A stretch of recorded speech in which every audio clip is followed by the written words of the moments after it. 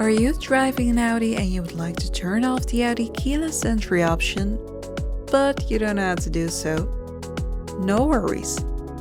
Just watch this video and I will show you in a few simple steps how to deactivate the Audi keyless entry option. But first, help us grow this channel by clicking on the subscribe button. Go to the Audi MMI menu and click on Car.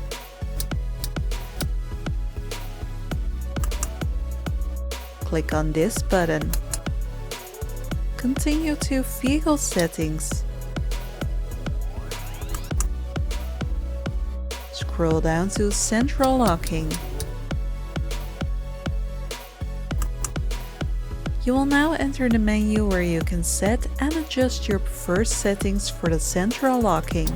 By clicking on Open with Convenience Key, you will deactivate the Audi keyless entry option.